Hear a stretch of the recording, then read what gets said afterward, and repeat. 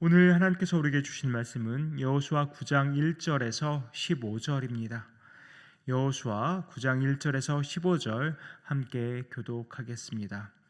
제가 먼저 1절 봉독합니다. 이후에 요단 저쪽 산지와 평지와 레바논 앞 대해 연안에 있는 햇사람과 아모리 사람과 가나안 사람과 브리스 사람과 히위 사람과 여부 사람의 모든 왕들이 이 일을 듣고 모여서 일심으로 여호수아와 이스라엘에 맞서서 싸우려 하더라. 기브온 주민들이 여호수아가 여리고와 아이에 행한 일을 듣고 꾀를 내어 사신의 모양을 꾸미되 헤어진 전대와 헤어지고 찢어서 기운 가죽 포도주 부대를 나귀에 싣고 그 발에는 낡아서 기운 신을 신고 낡은 옷을 입고 다 마르고 곰팡이가 난 떡을 준비하고 그들이 길갈 진영으로 가서 여호수아에게 이르러 그와 이스라엘 사람들에게 이르되 우리는 먼 나라에서 왔나이다. 이제 우리와 조약을 맺읍시다 하니 이스라엘 사람들이 히위 사람에게 이르되 너희가 우리 가운데 거주하는 듯하니 우리가 어떻게 너희와 조약을 맺을 수 있으랴 하나 그들이 여호수아에게 이르되 우리는 당신의 종들이니이다 하매 여호수아가 그들에게 묻되 너희는 누구며 어디서 왔느냐 하니 그들이 여호수아에게 대답하되 종들은 당신 하나님 여호와의 이름으로 말미암아 심히 먼 나라에서 왔사오니 이는 우리가 그의 소문과 그가 애굽에서 행하신 모든 일을 들으며 또 그가 요단 동쪽에 있는 아모리 사람의 두 왕들 곧 헤스본 왕 시온과 아스타로트에 있는 바산 왕 옥에게 행하신 모든 일을 들었음이니이다. 그러므로 우리 장로들과 우리나라의 모든 주민이 우리에게 말하여 이르되 너희는 여행할 양식을 손에 가지고 가서 그들을 만나서 그들에게 이르기를 우리는 당신들의 종들이니 이제 우리와 조약을 맺읍시다 하라 하였나이다. 우리 이 떡은 우리가 당신들에게로 오려고 떠나던 날에 우리들의 집에서 아직도 뜨거운 것을 양식으로 가지고 왔으나 보소서 이제 말랐고 곰팡이가 났으며 또 우리가 포도주를 담은 이 가죽 부대도 새 것이었으나 찢어지게 되었으며 우리의 이 옷과 신도 여행이 매우 길었으므로 낡아졌나이다 한지라. 우리가 그들의 양식을 취하고는 어떻게 할지를 여호와께 묻지 아니하고 가책습니다. 여호수아가 곧 그들과 화친하여 그들을 살리리라는 조약을 맺고 회중 족장들이 그들에게 맹세하였더라. 아멘. 오늘 본문 1절이 이 일 후에라는 말로 시작하고 있습니다. 이 일은 도대체 무슨 일일까요? 아무래도 앞 7장과 8장에서 일어난 아이성 전투를 가리키는 것이라고 생각할 수 있습니다. 아이성 전투 후에 가나안 땅, 그 지방 사람들 사이에서 두 가지 반응이 나오는 것을 보게 됩니다. 첫 번째 반응은 바로 오늘 본문 1절과 2절입니다. 이후에 요단 서쪽 산지와 평지와 레바논 앞 대해 연안에 있는 햇사람과 아모리 사람과 가나안 사람과 브리스 사람과 히위 사람과 여부스 사람의 모든 왕들이 이 일을 듣고 모여서 일심으로 여호수아와 이스라엘에 맞서서 싸우려 하더라. 분명 기생 라합을 통해 들은 바로는 가나안 족속들은 하나님께서 이스라엘에게 행하신 일을 하나님께서 이스라엘을 위해서 행하신 일을 다 듣고서 간담이 서늘해지고 마음이 녹았다는 사실을 기생 라합을 통해서 다 들은 바가 있습니다. 그런데 오늘 본문을 보니까 지금 연합군을 만들어서 이스라엘을 공격할 궁리를 하고 있습니다. 도대체 어떻게 된 일일까요? 아마도 아이성 전투에서 이스라엘이 패배했다는 소식을 들었던 것 같습니다. 물론 그 패배의 원인이 아간의 죄악 때문이었지만 그것까지는 잘 모르고 있는 것 같습니다. 그저 아이성이 여리고성보다도 작은데 그 전투에서 이스라엘이 패배했다는 그 사실만을 가지고 좀 붙어볼 만하겠다는 생각을 하지 않았나 싶습니다. 물론 결국에는 아이성을 이스라엘이 정복하긴 했지만 아마 이 왕들은 모여서 우리가 연합하면은 이스라엘을 충분히 쳐부술 수도 있겠다라는 생각을 했던 것 같습니다. 이것만 봐도 아간 한 사람이 하나님을 두려워하지 않고 짓는 죄악의 영향이 막대하다는 것을 보게 됩니다. 그러나 이렇게 이스라엘을 공격하겠다는 반응만 있는 것은 또 아닙니다. 이스라엘과 화친을 맺어서 목숨을 건지려는 움직임도 있습니다. 바로 3절 이하의 기브온 주민들이 보인 반응입니다. 그들은 아이성에서도 가깝고 예루살렘에서도 8마일 이하의 지역에 살고 있는 사람들이라고 알려져 있습니다. 그러나 그들이 그냥 있다 가는 여리고와 아이성과 같이 전멸당할 수도 있겠다고 생각했던 것 같습니다. 그래서 꾀를 내죠. 사신의 모양으로 꾸미고 또 헤어진 전대와 또 헤어지고 나가쳐서 찢어져서 그래서 기운 포도주 가죽 부대를 가지고 또 낡아서 기운 신발을 신고 아주 낡은 옷을 입고는 그리고 마르고 곰팡이가 난 떡을 들고 여호수아를 찾아갑니다. 아주 먼 나라에서 온 것처럼 위장한 것이죠. 우리가 신명기 20장 10절에서 15절을 보면 하나님께서 약속한 땅 그 주변이 아니라 그 먼 곳에 있는 사람들과는 화친을 맺을 수 있다는 말씀을 하셨습니다. 기본 사람들이 이것을 어떻게 알았을까 싶긴 하지만 어쨌거나 기본 사람들이 이렇게 먼 나라에서 온 것처럼 위장하고 그들에게 다가왔기 때문에 아마도 그 신명기의 그 말씀 때문에 또 이스라엘 백성들은 속아서 이 기본 주민들과 화친을 맺게 된 것으로 보입니다. 기본 주민들이 여호수아와 이스라엘 사람들을 아주 속이려고 작정하고 왔기 때문에 안 속기가 참 어렵죠. 그런데 성도님들, 문제는 14절입니다.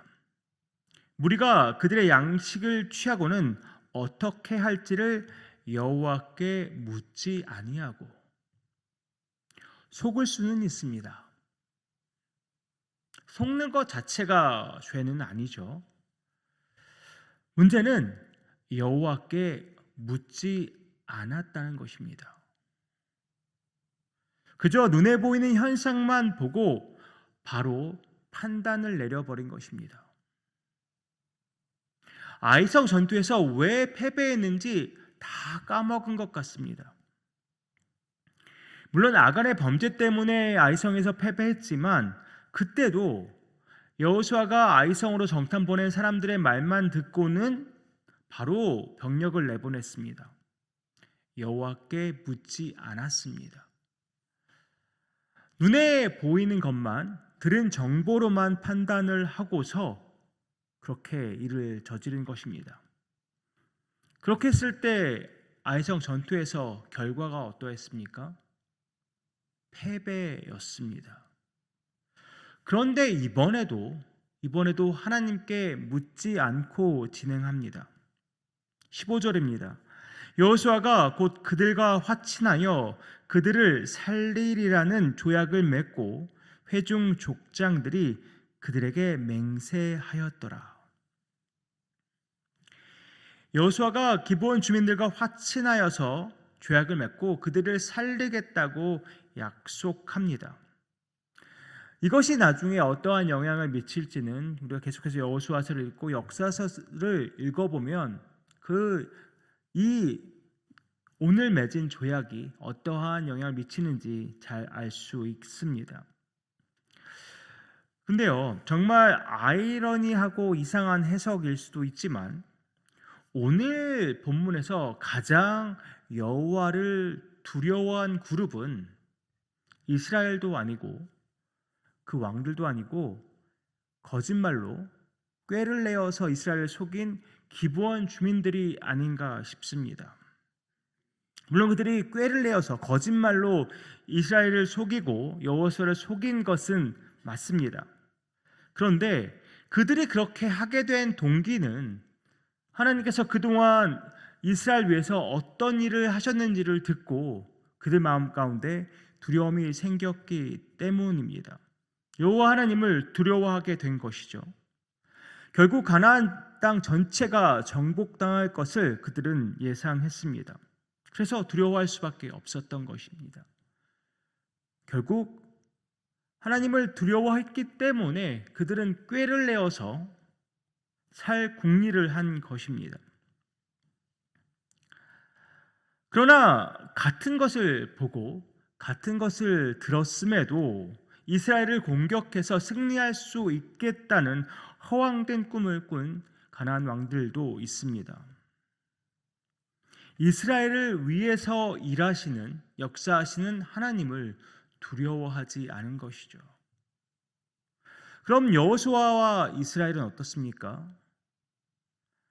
출애굽부터 40년 동안의 광야 생활 동안 하나님께서 그들을 위해 일하신, 또 베푸신 놀라운 기적들을 직접 경험하기도 했고, 또 부모 세대로부터 듣기도 하면서 이렇게 왔습니다.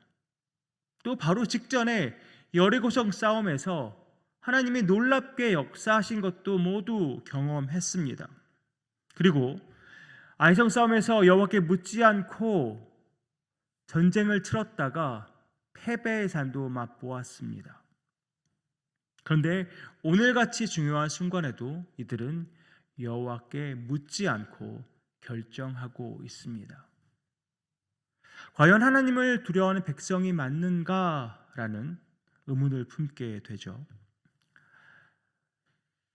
사랑하는 성도님들, 우리도 오늘 본문의 여호수아와 또 이스라엘이 벌인 이런 실수를 우리 역시 왕왕 저지르고 있지는 않습니까? 눈에 보이는 객관적인 사실과 또 어떠한 정보로만 우리가 모든 것을 판단하려 할 때가 너무나 많다는 것이죠. 물론 객관적인 사실과 정보 매우 중요합니다. 하지만 우리는 영적인 삶을 사는 사람들입니다. 영적인 삶을 사는 사람들은 세상 사람과 달라야 하지 않겠습니까? 아무리 세상적인 기준으로는 물을 필요가 없어도 객관적인 사실과 자료를 바탕으로 해서는 명명백백한 일이어도, 그리고 나의 경험과 지식으로는 100% 확실한 일이어도 하나님을 믿고 하나님을 두려워하는 우리는 하나님께 물어야 합니다. 하나님께 물으면 하나님께서 직접적으로 우리에게 말씀하시지는 않더라도 성경 말씀을 통해서, 또 환경을 통해서, 또 다른 사람들을 통해서 우리에게 반드시 말씀하십니다. 기도하지 않고 섣부르게 결정하는 것은 위험합니다. 조금 돌아가더라도, 조금 시간이 지체되더라도 하나님께 묻고 그 다음에 나아가야 합니다. 그래야 오늘 본문과 같은 실수를 범하지 않게 되는 것이죠.